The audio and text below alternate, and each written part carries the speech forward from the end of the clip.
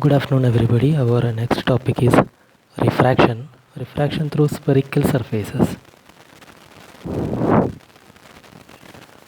So, in this topic, we will see some equations connecting refractive index of a spherical surface and the object distance, image distance, and the radius of curvature of that spherical surface.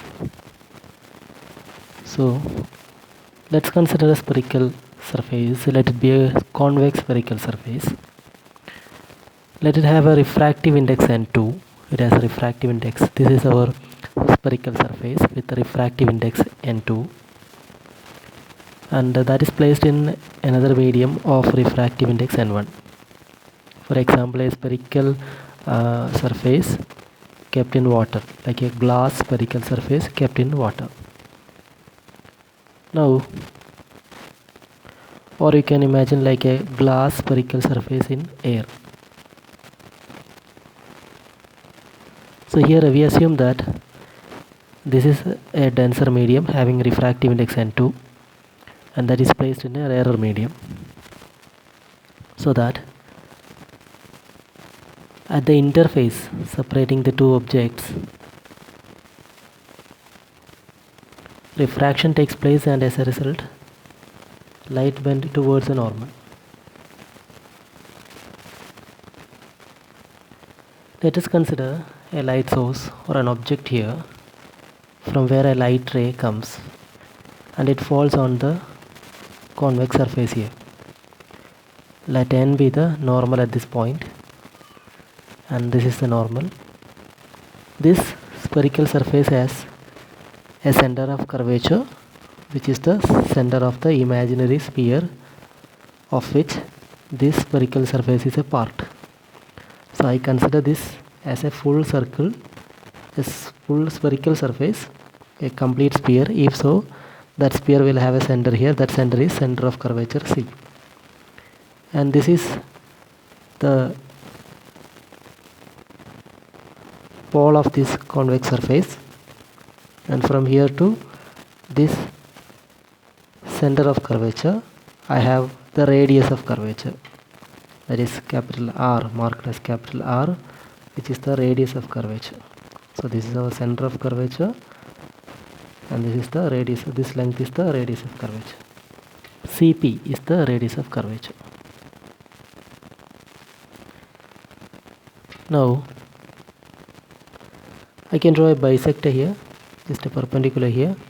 Let it be n dash at the point of incidence, and this I, the angle of incidence, is marked here with the normal, and let the incident ray makes an angle alpha with the principal axis. This is the principal axis, and with the principal axis let an angle alpha is made here. Now this light, after refraction, it creates an image at this point. That is the distance from the pole to the image is marked as image distance V, and let the angle it makes here, this refracted ray makes with the principal axis, let it be beta, and as I told, this is the image distance V. The object distance is marked here as a u. Now if this is angle of incidence here with the normal, this normal, if I extend, it should touch the center of curvature. That is common for all the spherical surfaces, as you studied in 10th standard. So this is the angle of refraction, that is marked as R.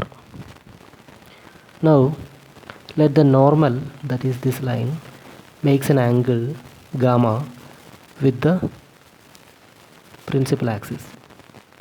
So here so far what we have discussed is, we discussed about the incident ray, refracted ray, and the normal, object distance, image distance, radius of curvature, refractive index of two media n1 and n2, and we have taken three extra angles, that is alpha, the incident ray makes with the principal axis, beta refracted makes with the principal axis, and gamma as the normal mixed with the principal axis. All these angles are small angles, that all the angles are small angles, so that we can go for some approximations. For small angles, sin theta is theta, or tan theta is also taken as theta. That are the two approximations we are going to take. Now consider the triangle ONN dash. This triangle ONN dash. This n dash and p are almost at the same point, as we are taking only thin, very thin cases, spherical surfaces.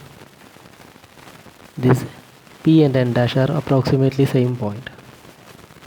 From this triangle I can take a tan alpha, tan of this angle, which is the opposite side by the adjacent side. That is, opposite side is n dash divided by adjacent side is ON dash. Or I can take even OP. If I take it as OP, I can substitute it with the U. So tan alpha I write as n dash by OP.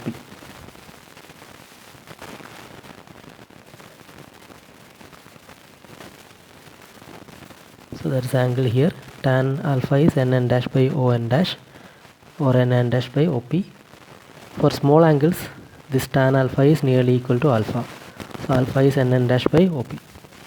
Let's consider one more triangle, that is a triangle INN dash.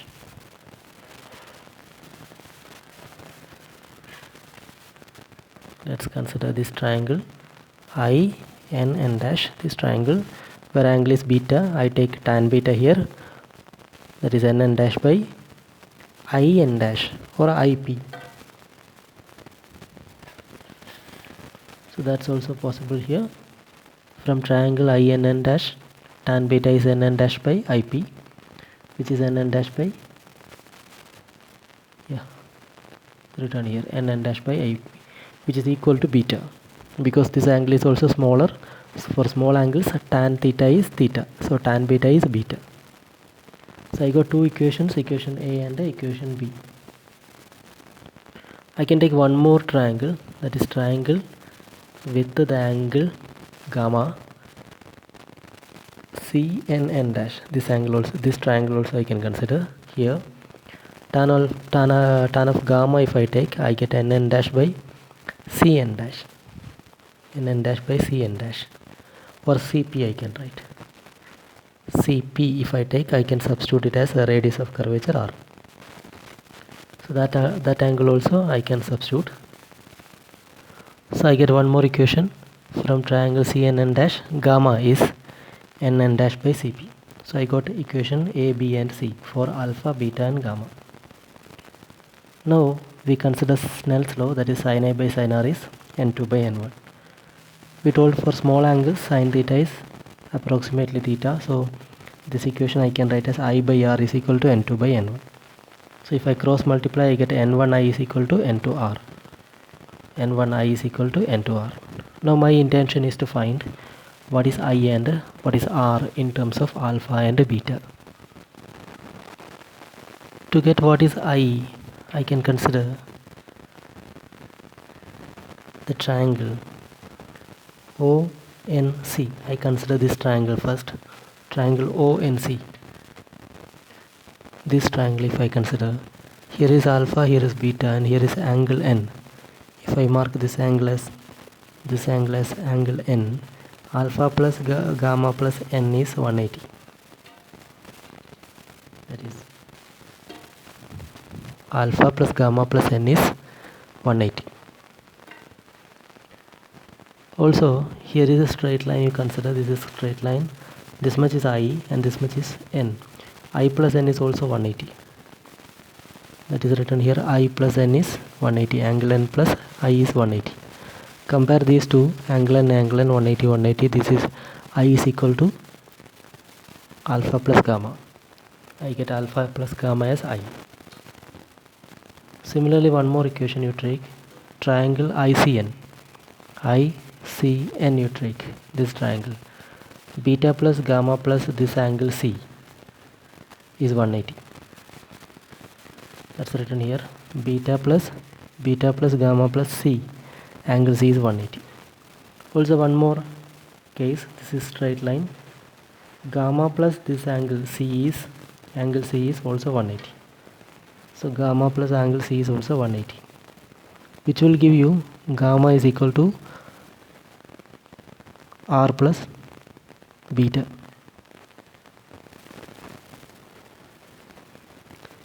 Or R is gamma minus beta. So we got two equations, one for I, one for R. So that are the two equations you see here. I is here and R is also here, and also gamma is also n1I is equal to n2R. That equation also we consider. Equation number 1, equation D, and equation E. Three equations we consider. And here, as according for I, we substitute it as alpha plus gamma. For R, we substitute as gamma minus beta. Then we get this equation, n1I equal to n2R. Now this alpha, beta and gamma we had already made. Equations A, B, C. Alpha substituted here nn dash by OP, gamma nn dash by CP, and beta nn dash by IP. So everywhere nn dash is common, that is cancelled. Then here comes OP, CP and IP. OP, CP and IP we have already. This is OP was object distance U, minus U actually, left side. CP is image distance V. CP is R, radius of curvature, positive. IP is V plus V. So we substitute all those three, then we get n1 into 1 by minus U plus 1 by R is equal to n2 into 1 by R minus 1 by V. So n1, here I have n1 into R, 1 by R, that n1 by R is here, and n1 by minus U, that is minus n1 by U. This term we wrote first, this term we wrote second. Here again n2 by R minus n2 by V. So all the R terms together, so n2, this n2 by V we take to the left side, become positive n2 by V minus n1 by U. This n1 by R we take to the right side, it becomes n1 minus n1 by R. So n2 by R minus n1 by R, which is n2 minus n1 by R. So this is equation for refraction at a spherical surface. And this is a relation, it's an equation connecting U, V and R with the refractive index of medium 1 and medium 2. Using this equation we will derive lens formula and a lens maker's formula, a very crucial important equation.